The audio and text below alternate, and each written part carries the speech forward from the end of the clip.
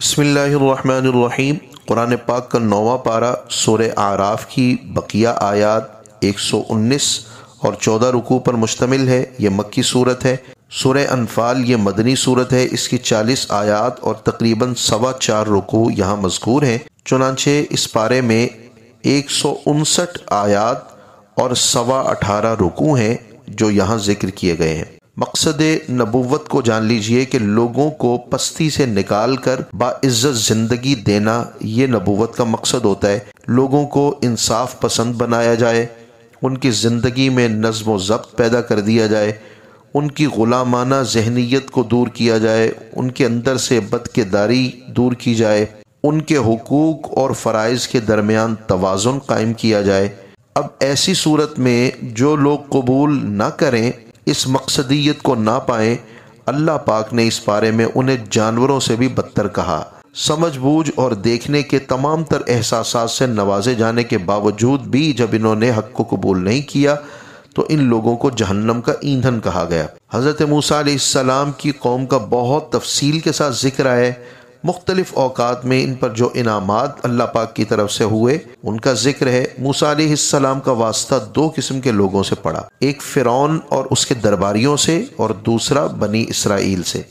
اب بنی اسرائیل بظاہر تو حضرت موسیٰ علیہ السلام پر ایمان لے آئے، مگر وہ غلامی میں تھے، پست ہمت ہو گئے، جذبے ان کے سرد پڑ گئے، زندگی ان کی ذلت آمیز ہو گئی اور جد و جہد کے لیے بھی آمادگی کئی نسلوں سے اسی حالت میں رہنے کی وجہ سے وہ بھی ختم ہو گئی۔ تو فرعون سے آزاد ہو کر بھی وادی سینا میں بت پرستوں کو دیکھ کر بچڑے کو انہوں نے خدا بنا لیا، پھر اس پر انہوں نے سزائیں پائیں، بار بار یہ بھٹکے۔ اس کے ساتھ ساتھ جو فرعون اور اس کے حواری تھے انہیں بہت سی مراعات حاصل تھیں، آسائشیں حاصل تھیں، زندگی پرتعیش تھی، دولت تھی، حکمرانی تھی، اختیارات تھے، اور ان تمام تعیشات کو، دولت کو، حکمرانی کو، اقتدار کو چھوڑنے پر وہ آمادہ بھی نہیں تھے۔ اب ایسے میں حق اگر واضح ہوا تو جادوگروں پر، اور وہ تائب ہوئے۔ جیسے ہی موسیٰ علیہ السلام کے مقابلے میں یہ آنے والے جادوگر تائب ہوئے تو فرعون نے اپنی ہار کو تسلیم کرنے کے بجائے، حق کو تسلیم کرنے کے بجائے، اس نے انہی کو عبرت کا نشان بنا دیا اور ان سب کو اس نے سزا دلوائی اور تہ تیگ کر دیا۔ اہل بدر پر انعامات کا ذکر ہے، ان کے محفوظ الخطا ہونے کو بھی اللہ پاک نے بیان فرمایا۔ شان رسالت کے حوالے سے نبی اقدس صلی اللہ علیہ وسلم کو پاک چیزوں کے حلال کرنے والا اور ناپاک چیزوں کے حرام کرنے والا قرار دیا کہ آپ صلی اللہ علیہ وسلم حلال کرنے والے بھی ہیں، حرام کرنے والے بھی ہیں۔ اسی کو کہا جاتا ہے شارع، اور یہی اختیارات ہیں اللہ تعالیٰ کی طرف سے جو حضور صلی اللہ علیہ وسلم کو دیے گئے۔ اور پھر یہ بتایا گیا کہ آپ افراد سے بوجھ دور کرنے والے ہیں، جو بوجھ نبیوں کی امتوں پر تھے آپ نے ان تمام بوجھ کو دور کر دیا اور پوری انسانیت کے نبی بنا کر بھیجے گئے۔ ایک چیز بہت زیادہ اپنے ذہن میں رکھنے والی ہے، اس پارے کے 188 آیت میں آپ صلی اللہ علیہ وسلم سے نفع و نقصان کی نفی کی گئی ہے۔ یہ بتایا گیا ہے کہ اگر میں غیب جانتا ہوتا تو خود بہت سی بھلائی اکٹھی کر لیتا اور مجھے کوئی تکلیف نہ پہنچتی، میں تو بشیر اور نذیر ہوں۔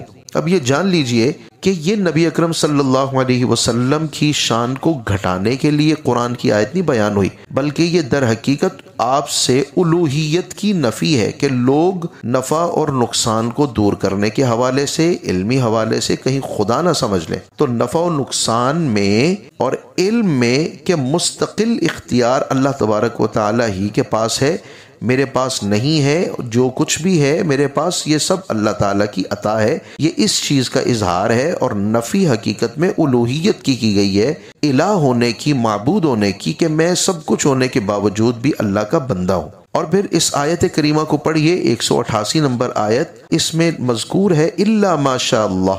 یہ کہہ کر آپ صلی اللہ علیہ وسلم کے بالکل بے اختیار ہونے کے ازالے کو جب اللہ نے بیان کر دیا ہے، اور قرآن پاک کی دیگر آیات کو دیکھیں، انا اعطیناک الکوثر، آپ کو خیر کثیر عطا کر دی گی، وَلَسَوْفَ يُعْطِيكَ رَبُّكَ فَتَرْضَى، اللہ آپ کو اتنا عطا کرے گا کہ آپ اس سے راضی ہو جائیں گے۔ پھر آپ خود ایک ہی نشست میں 10 افراد کو جنتی قرار دے رہے ہیں، انہیں سبھی 10 مبشرہ کہتے ہیں، اور دل و جان سے تسلیم کرتے ہیں۔ آپ کی وجہ سے چہروں کا نہ بگاڑا جانا، آپ کی وجہ سے مٹی کا بھی پاک کرنے کی صلاحیت ہمیں عطا کرنا، آپ ہی کی وجہ سے لیلۃ القدر ہمیں حاصل ہونا، یہ بہت بڑے انعامات ہیں۔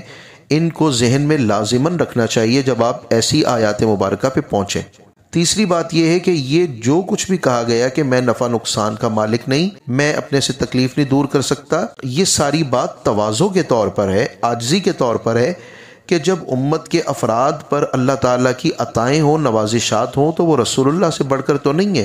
تو پھر رسول اللہ کا شیوا یہی تھا کہ وہ عاجزی اور انکساری اور تواضع سے کام لیتے تھے۔ امت کے افراد بھی اسی طرح اپنے اندر رویہ پیدا کریں کہ آج جس طرح لوگ اپنے اختیارات اور اپنی قدرتوں کے اوپر خدا بنے بیٹھے، اس طرح نہ ہو۔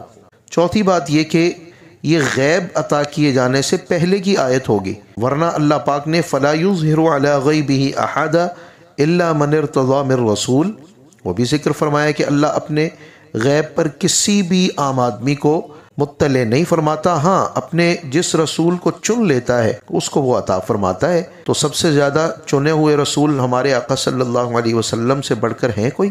پانچویں صورت اس آیت کریمہ کے تناظر میں یہ ہے، کیا صرف علم سے ہی خیر کثیر آ جاتی ہے کہ اگر میں جانتا ہوتا تو بہت سی خیر کثیر حاصل کر لیتا؟ یہ قرآن پاک کی آیت ہے۔